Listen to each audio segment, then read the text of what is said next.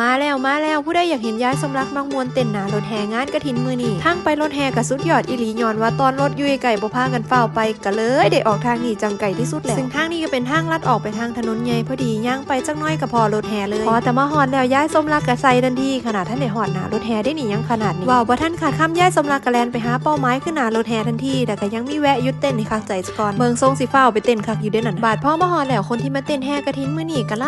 ายส่วนยายสมรักก็เริ่มออกท่าออกลวดลายบ่ให้เสียชื่อถ้าพูดถึงเรื่องการมักเต้นมักมวนของยายสมรักถ้าผู้ใดที่เคยรู้จักยายสมรักมาก่อนสมัยเด็กหน่อยหรือว่าคนรวมบ้านสิรู้เลยว่ายายสมรักมักเต้นมักฟ้อนคือแม่ของยายสมรักเลยแม่ของยายสมรักเราสิเป็นคนแบบนี้ล่ะมองใดมีกองยาวดนตรีมวนๆแม่ของยายสมรักก็สิออกสเต็ปออกลวดลายแบบนี้คือกันเลยของแบบนี้คือเขาวานล่ะสายเลือดมันแห้งจริงๆแล้วมื้อนี้ก็มีแห่กฐินอยู่2หม่องคือหมู่10กับหมู่8เพราะว่าหมู่บ้านนี้อยู่ติดกันยายสมรักก็เลยได้มวน2ต่อเลยเดี๋ยวอีกจักหน่อยสิพาไปเบิ่งว่าสิเป็นจังใดนั่นล่ะจ้าพอยายสมรักเต้นมวนเต้นมันคักแล้วก็แวะมาทักทายผู้คนที่อยู่รอบข้างจะข่าวก่อนแล้วยายสมรักก็ออกไปลุยต่อในระหว่างนั้นก็มีแฟนคลับคนที่ชื่นชอบติดตามยายสมรักเข้ามาทักทายแล้วก็ขอถ่ายรูปแล้วก็บ่ได้มีแค่แฟนคลับรุ่นใหญ่เท่านั้นยังมีแฟนคลับรุ่นจิ๋วอีกเข้ามาขอถ่ายรูปเป็นภาพที่น่ารักที่สุดเลยบ่ว่าสิอายุเท่าใดเพศใดที่เข้ามาชื่นชอบแล้วก็ติดตามยายสมรักก็รู้สึกตื่นตันใจแล้วก็ดีใจอีหลีหลังจากที่ได้แวะถ่ายรูปแล้วก็ทักทายทุกคนเสร็จยายสมรักก็เริ่มเมื่อยแล้วได้บาดที่แต่ก็ยังมีสปิริตในการทักทายคนรอบข้างจนว่าลืมย่างขึ้นมาหาลูกมาเศร้าเมื่อยที่เห็นนั่นกำลังย่างไปหาแฟนคลับได้นั่นแน่ได้ถ่ายรูปหลายๆสมกับที่ลูกแต่งสวยให้อยู่ดอกในคลิปที่แล้วงานบุญกฐินของเฮาเนาะก็คือมรดกศรัทธาที่ชาวอีสานสืบทอดกันมาบ่ฮู้จบได้เห็นทั้งรอยยิ้มของเด็กน้อยแล้วก็เสียงหัวเราะของผู้ใหญ่ทุกคนต่างร่วมแรงร่วมใจทำบุญกันด้วยความสุขเสียงลำโพงกระดังกังวานดีคือหยังแถมท่องกฐินกับปิวสวายไปตามสายลมบรรยากาศเต็มไปด้วยความอบอุ่นความสามัคคีและก็ความภาคภูมิใจในหลากนี่ละเนาะที่เขาว่าประเพณีควรสืบสานประเพณีอันดีงามนี้ไว้ให้ลูกหลานได้เห็นได้จดจำและก็สืบต่อๆกันไปหลังจากที่พากันแห่กันเสร็จแล้วยายสมรักก็เลยเอิ้นเด็กน้อยที่เป็นแฟนคลับของเรา